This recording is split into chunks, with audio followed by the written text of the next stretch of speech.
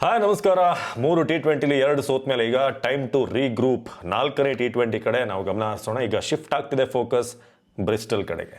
So ಬ್ರಿಸ್ಟಲಲ್ಲಿ ಏನೇನು ಮಾಡ್ಬೋದು, pitch condition ಹೇಗಿದೆ, ವೆದರ್ ಕಂಡೀಷನ್ ಹೇಗಿದೆ, ಹಾಗೆ 11ಅಲ್ಲಿ ಏನಾದರೂ ಚೇಂಜಸ್ ಇರ್ಬೋದಾ, ಜೊತೆಗೆ ಗೆಲ್ಲೋದಕ್ಕೆ ಒಂದು ಫಾರ್ಮುಲಾ ಇದೆ. ಇದನ್ನು ಫಾಲೋ ಮಾಡಿದ್ರೆ ಖಂಡಿತ ನಾವು ಗೆಲ್ಬೋದು, ಕಮ್ ಬ್ಯಾಕ್ ಮಾಡ್ಬೋದು. ಹೌದು, ಎಲ್ಲ ಹೋಪ್ಸನ್ನು ಕಳ್ಕೊಂಡಿದ್ದೀವಿ. ಟೀಮಲ್ಲಿರುವಂಥ ಕಾಂಬಿನೇಷನ್, ಟೀಮ್ ಮ್ಯಾನೇಜ್ಮೆಂಟ್, ಕೋಚ್ ಎಲ್ಲರೂ ಯಾವ ರೀತಿಯಾಗಿ ಬಿಹೇವ್ ಮಾಡ್ತಿದ್ದಾರೆ ನೀವು ನೋಡಿದ್ದೀರಾ. ಹೌದು, ನಿಮ್ಗೆ ಅನ್ಸ್ಬೋದು ಏನು ಅಂತಂದರೆ, ಸೋತಾಗ ಎಲ್ಲರೂ ಕೂಡ ಹೇಳೋದು ಸಹಜ, ಒಂದೆರಡು ಗೆಲ್ತಾ ಇದ್ದ ಹಾಗೇನೆ ಗೆಲ್ತಾ ಹೋಗ್ತಾರೆ, ಆಮೇಲೆ ಇದೆಲ್ಲವೂ ಕೂಡ ಮರೆಯುತ್ತೆ ಅಂತ. ಅಟ್ ದ ಸೇಮ್ ಟೈಮ್ ಸೋಲು ಓಕೆ, ಬಟ್ ನೀವು ತೆಗೆದುಕೊಳ್ಳುವಂಥ ಡಿಸಿಷನ್ನಿಂದ ಸೋತ್ರೆ ಅದು ಬೇಜಾರಾಗೋದು. ಇದುವರೆಗೆ ಸೋತೆ ಇಲ್ವಾ? ಸೋತಿದ್ದಾರೆ. ರೋಹಿತ್ ಶರ್ಮಾ ಕ್ಯಾಪ್ಟನ್ಸಿಲೂ ಸೋತಿದ್ದಾರೆ, ವಿರಾಟ್ ಕೊಹ್ಲಿ ಕ್ಯಾಪ್ಟನ್ಸಿಲೂ ಸೋತಿರೋದಿದೆ, ಧೋನಿಯವರ ಕ್ಯಾಪ್ಟನ್ಸಿಲೂ ಕೂಡ ಸೋತಿದ್ದೀವಿ. ಆದರೆ ನೀವು ಸೋಲ್ಬೇಕಾದ್ರೆ ಹೇಗೆ ಸೋಲ್ತೀರಾ ಅನ್ನೋದು ಮುಖ್ಯ ಆಗುತ್ತೆ. ನೀವೆಲ್ಲ ಟ್ರೈ ಮಾಡಿ ಬೆಸ್ಟ್ ಕಾಂಬಿನೇಷನ್ ಇಟ್ಕೊಂಡು ಸೋತ್ರೆ ಹೌದಪ್ಪ, ಟ್ರೈ ಮಾಡಿದ್ರು, ಫೈಟ್ ಮಾಡಿದ್ರು ಅಂತ ನಾವು ಕೂಡ ಒಪ್ಕೊಳ್ಬೋದು. ಆದರೆ ನೀವು ಒಂದಕ್ಕಿಂತ ಒಂದು ಬ್ಲಂಡರ್ಗಳನ್ನು ಮಾಡ್ತಾ ಅರ್ಹ ಆಟಗಾರನ ಒಳಗೆ ತರದೆ ಸೋತ್ರೆ ನಿಮಗೆ ಆಬ್ವಿಯಸ್ಲಿ ಜನ ಚೀಮಾರಿ ಹಾಕ್ತಾರೆ. ಅದೇ ಆಗಿರೋದು ಈಗ.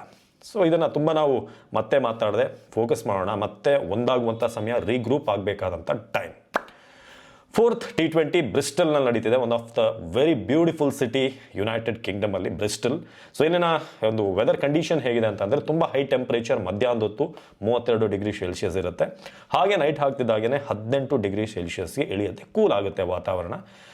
ಮೋಸ್ಟ್ಲಿ ಸನ್ನಿ ಇರುತ್ತೆ ನಾಳೆ. ಬ್ರಿಸ್ಟಲಲ್ಲಿರುವಂಥ ವೆದರ್ ಫೋರ್ಕಾಸ್ಟ್ ಪ್ರಕಾರ ಮಳೆಯ ಯಾವುದೇ ಚಾನ್ಸಸ್ ಇಲ್ಲ. ಲೈಟ್ ಟು ಮಾಡ್ರೇಟ್ ವಿಂಡ್ ಇರುತ್ತೆ, ತಿಳಿಗಾಳಿ ಇರುತ್ತೆ, ಸುಳಿಗಾಳಿ ಅಂತ ಹೇಳ್ತಾರಲ್ಲ ಅದು. ಹಾಗೆ very low chance of rain. So ಆ ಕಾರಣಕ್ಕೆ ಒಂದು ಕ್ಲಿಯರ್ ಕಟ್ ಆದಂಥ 40 ಓವರ್ನ ಗೇಮ್ ನಮಗೆ ಸಿಗುತ್ತೆ. ಇದೊಂದು ಹ್ಯಾಪಿ ವಿಚಾರ. ಯಾಕಂದರೆ ಇಂಗ್ಲೆಂಡ್ ಭಾಗದಲ್ಲಿ ಮಳೆ ಬಂದಿದ್ದು ನೀವು ನೋಡಿದ್ದೀರಾ. ಫಸ್ಟ್ ಮ್ಯಾಚ್ ಅಂತೂ ಕೊಚ್ಕೊಂಡು ಹೋಯಿತು ಮಳೆಯಲ್ಲಿ. ಸೊ ಇಲ್ಲಿ ಯಾವುದೇ ಸಮಸ್ಯೆ ಇಲ್ಲ. ಇದು ವೆದರ್ ಕಂಡೀಷನ್. ಸೊ ಅದಾದಮೇಲೆ ನಾವು ಪಿಚ್ ಕಂಡೀಷನ್ಗೆ ಬರೋಣ. ಬ್ರಿಸ್ಟಲ್ ಹೇಗೆ ಅಂತಂದರೆ, ಇನಿಷಿಯಲ್ ಇದೆಯಲ್ಲ ಓವರ್ಸ್, ಅದರಲ್ಲಿ ಒಂದು ಪವರ್ ಪ್ಲೇ 6 ಓವರ್ 7 ಓವರ್ ಬೌಲರ್ಗಳಿಗೆ ಅಸಿಸ್ಟೆನ್ಸ್ ಕೊಡುತ್ತೆ. ಇದೇ ವೆರಿ ಇಂಪಾರ್ಟೆಂಟ್. ಯಾಕೆ ನಾನು ಇದನ್ನು ಒತ್ತಿ ಹೇಳ್ತಾ ಇದ್ದೀನಿ ಅಂತಂದರೆ, ಇನ್ ಕೇಸ್ ನಾವು ಫಸ್ಟ್ ಬ್ಯಾಟಿಂಗ್ ಮಾಡಿದ್ವಿ ಅಂತ ಇಟ್ಕೊಳ್ಳಿ, ಆಗ ಏನಾದರೂ ಆರ್ಚರ್ ಟಂಗ್ ಅಂತ ಬೌಲರ್ಗಳು ಬಂದಾಗ ನೀವು ಇಲ್ಲ ನಾನು ಫಸ್ಟ್ ಬಾಲಿಂದನೇ ಸುತ್ತೀನಿ, ಫಸ್ಟ್ ಬಾಲಿಂದನೇ ಕೊಡ್ತೀನಿ ಅಂತಂದರೆ ಕಷ್ಟ. ಇದನ್ನು ಸ್ವಲ್ಪ ತಲೆಯಿಂದ ಹೊರಗಡೆ ಇಟ್ಟು ಲೂಸ್ ಬಾಲ್ ಬಂದಾಗ ಹೊಡೀರಿ. ಪ್ರತಿ ಒಂದು ಬಾಲ್ಗೂ ಕೂಡ ಮೆರಿಟ್ ಆಫ್ ದ ಪಿಚ್ಚಿಗಾಡಿ ಖಂಡಿತ ಆಗುತ್ತೆ. ನೀವು ಪ್ರತಿ ಬಾಲಲ್ಲೂ ಕೂಡ ನಾನು IPL ಹೊಡೆದಾಗೆ ಫ್ಲ್ಯಾಟ್ ಪಿಚ್ಚಲ್ಲಿ ಕೊಡ್ತೀನಿ ಅಂತಂದರೆ ವಿಕೆಟ್ಸ್ ಹೋಗುತ್ತೆ. ಬರುತ್ತೆ, ನಿಮಗೆ ಸಿಕ್ಸರ್ಗಳು ಬರಲ್ಲ ಅಂತಿಲ್ಲ, ಬರುತ್ತೆ.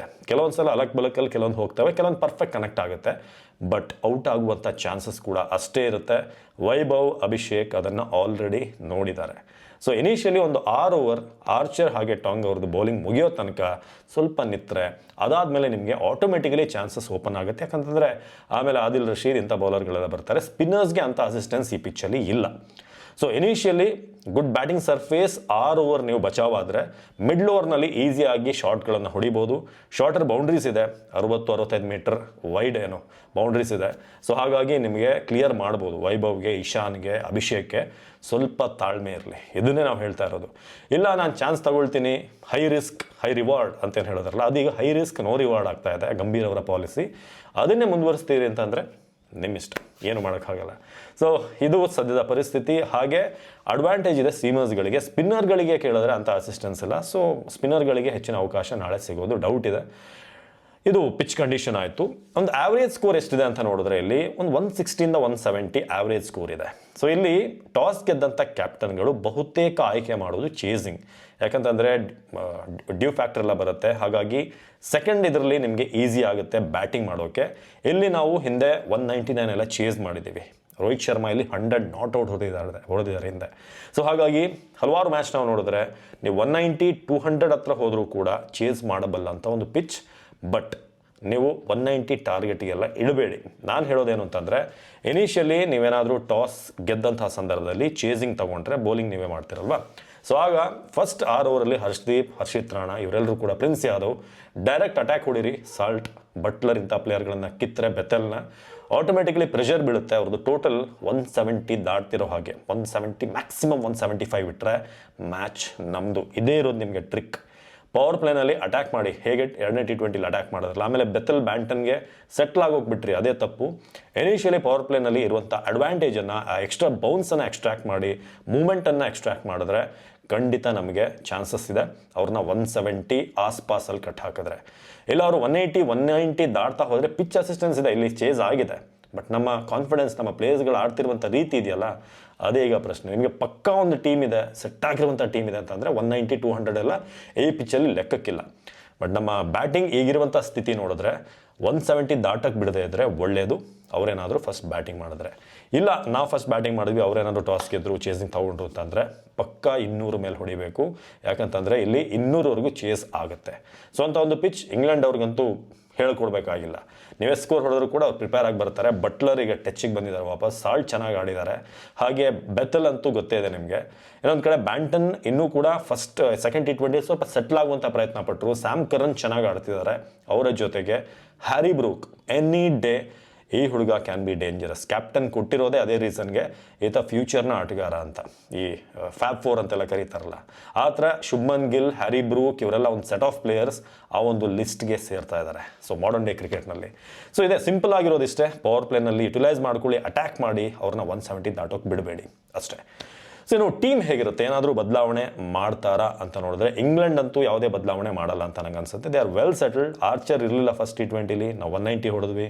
ಈಗ ಅವ್ರು ಬಂದ ಮೇಲೆ ವೆರಿ ಸ್ಟ್ರಾಂಗ್ ಕಾಣ್ತಾ ಇದೆ ಒಂದು 11. ಸೊ ಹಾಗಾಗಿ ಅವ್ರು ಯಾವುದೇ ಹೆಚ್ಚಿನ ಚೇಂಜಸ್ ಮಾಡಲ್ಲ ಅಂಟಿಲ್ ಆ್ಯಂಡ್ ಅನ್ಲೆಸ್ ಯಾವುದಾದ್ರೂ ಇಂಜುರಿ ಆದರೆ ಮಾತ್ರ. ಸೊ ಒಂದು ಚಾನ್ಸಸ್ ಇದೆ ಇಂಗ್ಲೆಂಡ್. ಇನ್ನು ಇಂಡಿಯಾ ವಿಚಾರಕ್ಕೆ ಬರೋಣ.